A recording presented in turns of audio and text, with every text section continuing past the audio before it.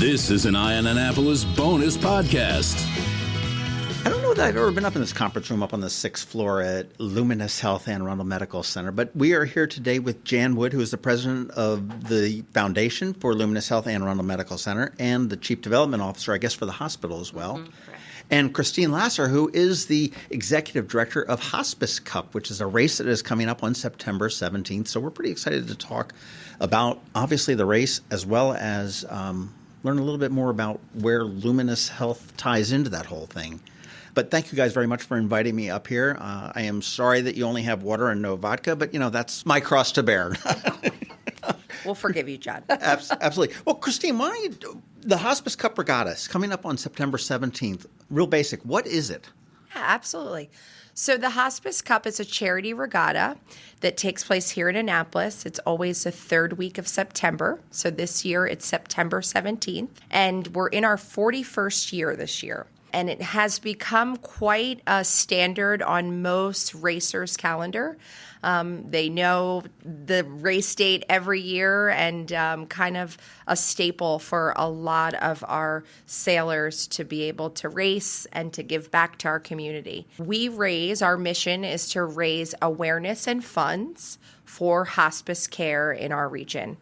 So that covers, we cover Northern Virginia, PG County, Anne Arundel County, Talbot County, as well as DC. So it really does encompass the whole DMV area. This year, the ones that we are supporting is Talbot Hospice over on the Eastern Shore, Capital Caring, which serves DC and Northern Virginia, Montgomery Hospice that serves PG County as well as Montgomery County, and then our new partnership this year with the Luminis Health Gilchrist Life Care Institute at AAMC. Awesome. Well, it probably sort of ties in very well. And Jan, you could probably address this as far as you've got your tentacles out there in all sorts of areas in the region, as does Luminis Health. We were talking before we started recording, saying that it used to be, probably it's called the Annapolis Hospital at some point downtown. It was Annapolis Emergency Hospital when it was started 120 years ago. And then, when it moved out to here, out by the mall on Jennifer Road, it expanded. But now your footprint is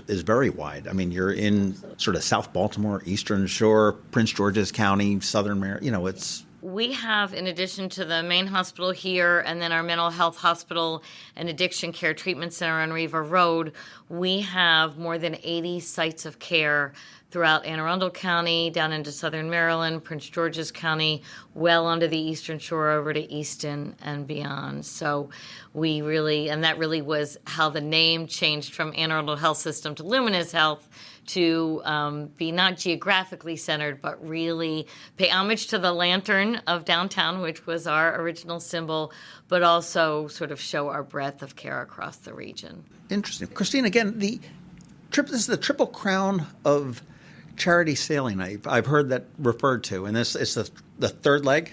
We are. So we are the last leg of the Triple Crown. This year is our 5th year with the Triple Crown Charity Regatta, and that is composed of the Leukemia Cup, which happens in June.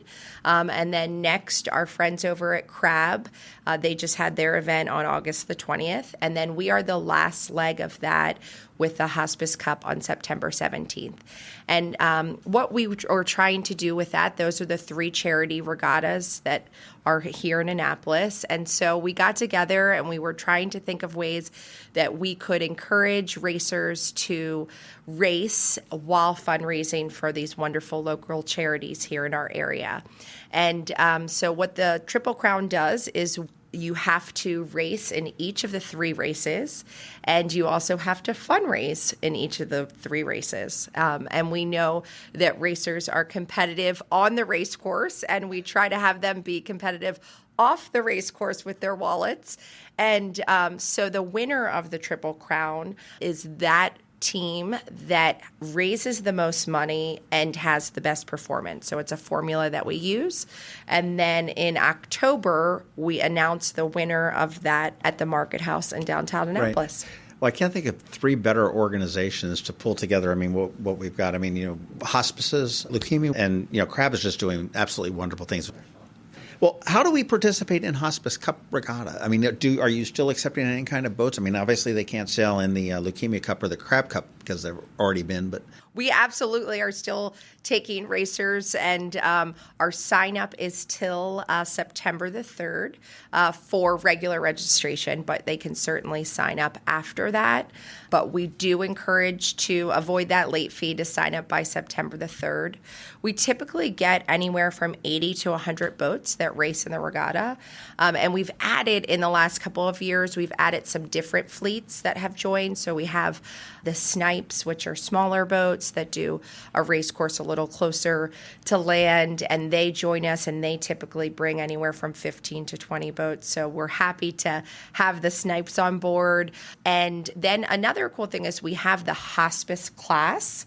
So it's a little bit different than some of the other races because we're trying to encourage those who typically don't race to come out and enjoy a day in the water and fundraise. So we're talking our cruisers out there that maybe have never raced, but we would like to, make it friendly for them to come out for the day. And so we have a Hospice Cup class where they can come out and race and just enjoy a day on the water. So we certainly have our hardcore fleets, but then we also have a more laid back one. Right. Well, I know the Crab Cup had their party at the end, and I'm assuming that you guys have some sort of a soiree at the end of the... We do, yes. Is that open to the public? It is, yes, absolutely. It's definitely a little bit more low-key than we've done in prior years. We kind of reimagined it during COVID, and it's been a nice fit for us. So we do it at Horn Point Marina right there in Eastport. And if you've been there, it is one of the best views of the bay. I mean, it is stunning. Mm-hmm. So we have Orlando Phillips on the steel drums. Oh, he's awesome. He's wonderful. And we have oyster shucker, we'll have a food truck, and certainly the dark and stormies will be flowing. So fantastic. Well, this is all, we can find information at hospicecup.org. There's plenty of ways to participate. I mean, you can sail, you can come to the party, you can watch, you can donate, just write that check or bring out that credit card. And we love that. And you've got merch on there. I saw you brought a wonderful poster for the Hospice Cup XLI, and I'm down on my... No, let me see. I'm at 50, 40... Come on, 41. 41? 41. You said that at the beginning. Okay. Yeah. And this is your signature event, right? This is. This is yes. your event. Yeah. We certainly have events leading up to it to raise awareness, and we usually we're going to be doing an artist reception in Talbot County at the Tread Avon Yacht Club on September the 8th. We try to do smaller events leading up to the Hospice Cup, but this is certainly our main event. Another cool piece of the Hospice Cup that we do every year is that we have an artist competition. So it usually happens around April, and we ask local artists to submit artwork. And it's run by the Maryland Federation of Art. Our friends over at the Circle Gallery are the ones that actually run the competition. And then we have an evening where we have all of those that entered, their artwork is displayed, and we ask the public to come and vote on their favorite piece. And that piece becomes the Hospice Cup Artwork of the Year. This year is and I have it here, it's called Running Tide in Pursuit. It's by William Sutton. He's a local watercolor artist and big racer. He's a big Harbor 20 and J105 racer. And Bill is super talented, and this is a really beautiful piece. It's a beautiful picture. Yeah. It's really beautiful. Yeah. So he'll be signing some of our posters. They're for sale for $50 if people want to buy them and participate that way. They should buy them and They participate. should. And they shouldn't want to. They should. There's no question about it there. And you're probably, come September 18th, you're probably pushing the reset button and starting for 23, right? We are. Yep. We're looking ahead, and we're looking at ways that we can, raise more and have more of a reach. And so, figure out how to do it. Hospicecup.org is where everybody wants to go. Check it out. You want to check out the artwork. It's beautiful. And if you can get down to the party, that's on the 17th after the race. So what, 5:30 to 8:30. We'll be down at Horn Point Marina. Yes. Can't miss it because you hear the steel drums are going. That's right. But just follow the music. That's right. Well, a question there. Now, the race itself benefits area hospices.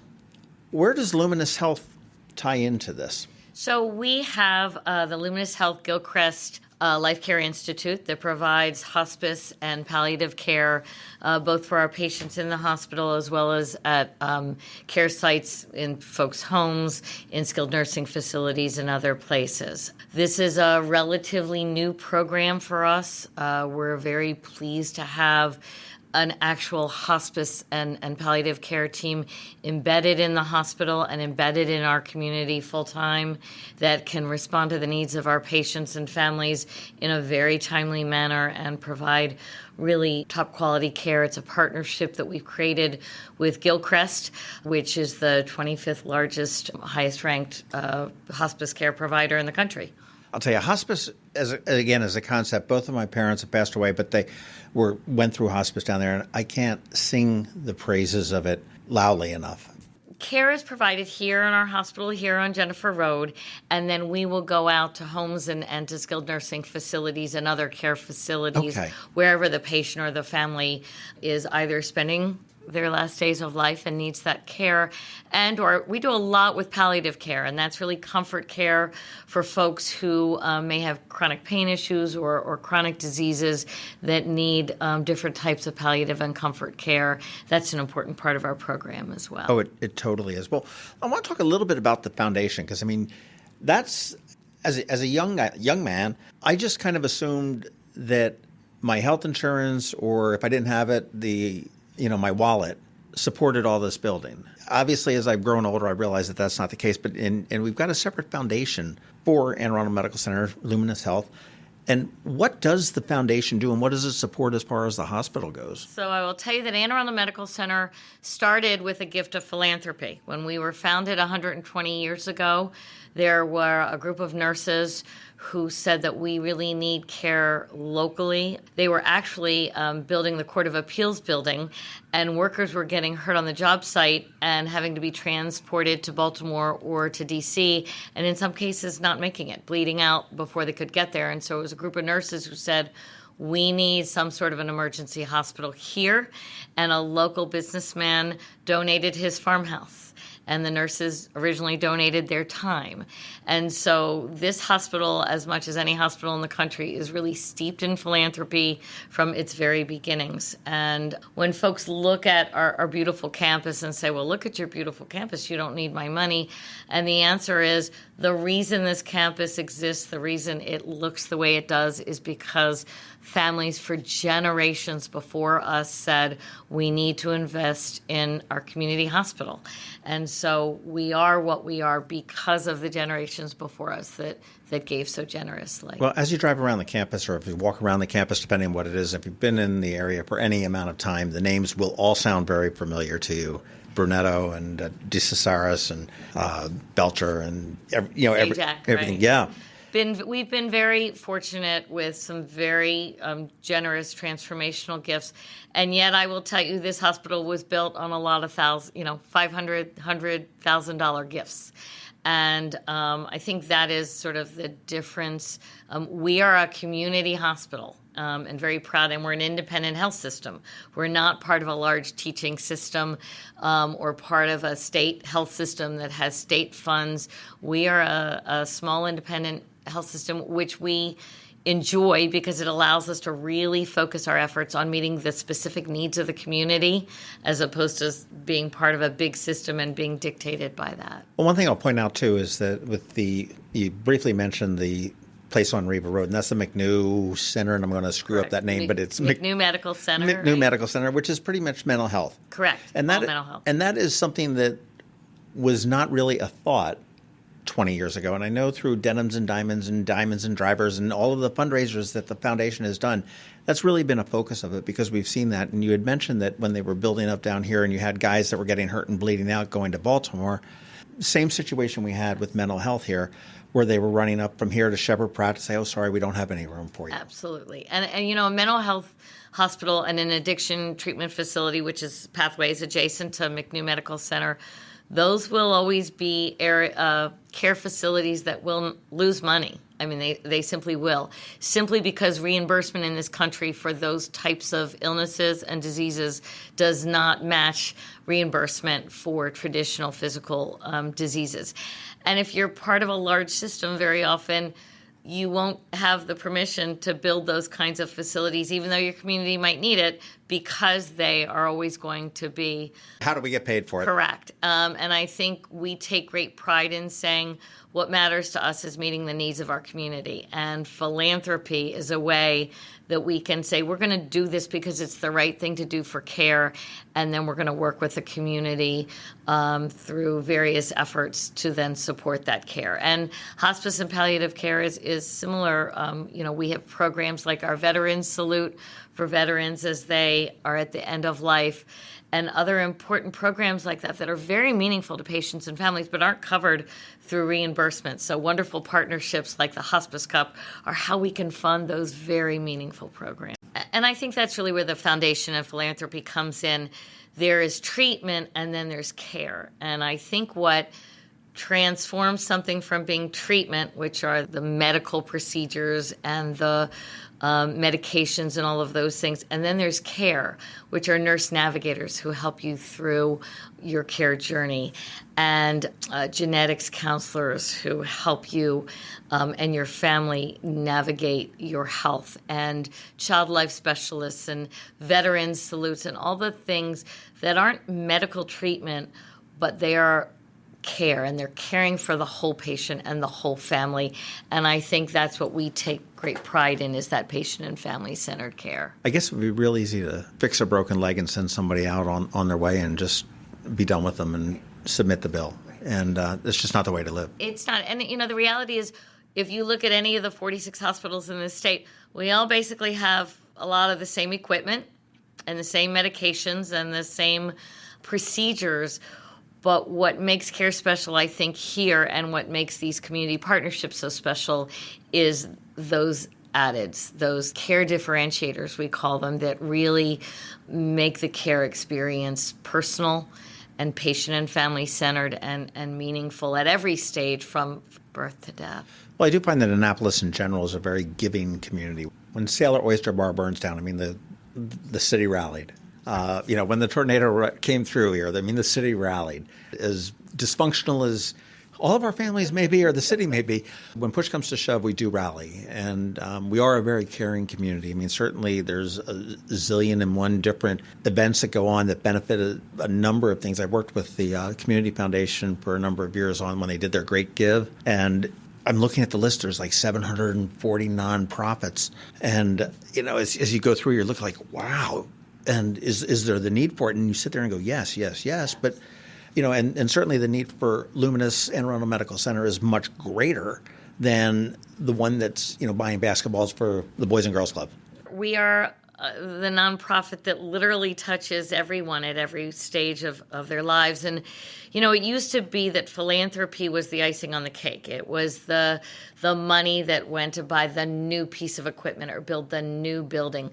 And even before COVID, and even much more so with COVID, philanthropy is now the cake. Philanthropy is how we are keeping some of these programs alive, because they're not covered through reimbursements. They're not covered through insurance payments, and yet they are vital to our patient and families' experience and health. And so, I know I had a conversation not too long ago with, and it was a nonprofit that I didn't realize, but Bo's Effort and Katie DiPaolo.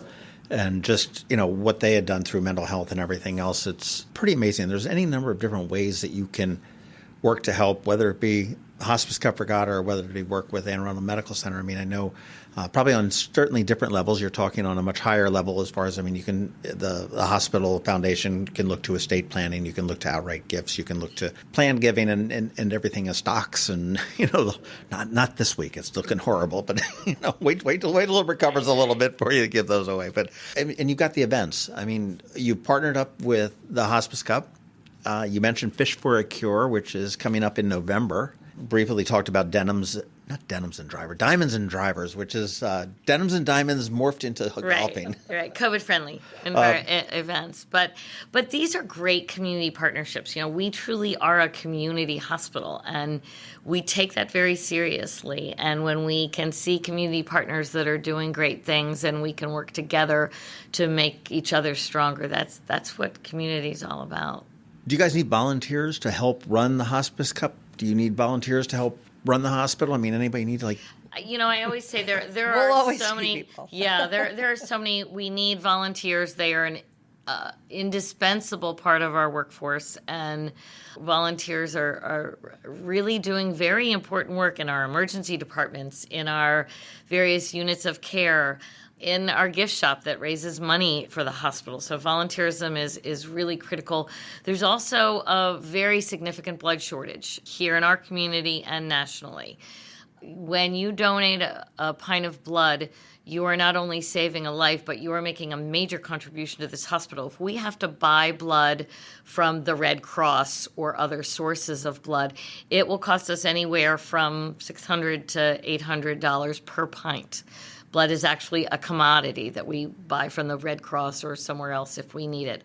So every time someone's willing to donate platelets or donate blood, that is a huge gift to our hospital, and we're really grateful. Well, anybody that's listening, go back and listen to the episode we did with the blood donation center, and find out how to do that. Get a blood drive at your neighborhood, Please. at your work, wherever it is, because personally I used to donate through the Red Cross, and I don't mean to diss on the Red Cross because they do some wonderful things. They do. Absolutely. But to your point, I mean, we are a community. We're good at being a community.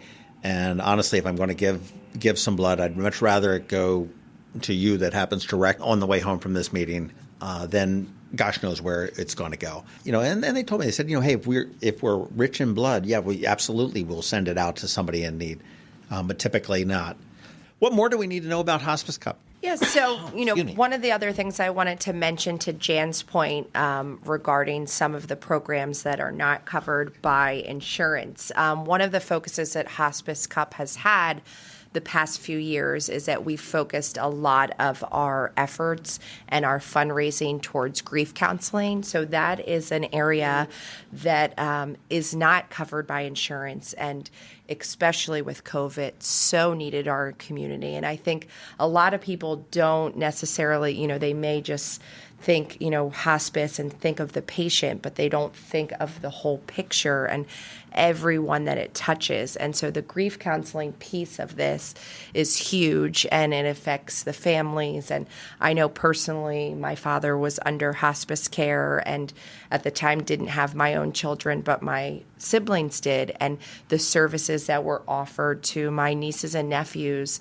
after my father's passing, and all of that is part of this whole thing. And so that has been a focus to raise money for the grief counseling that is not typically That's a covered great by point, insurance. Christine. I totally missed that. And again, when my father passed away, I mean, I'm up here in Maryland and he was down in Florida, but there were the phone calls every week or so. Hey, how are you doing? How are you doing? Can we help you from here?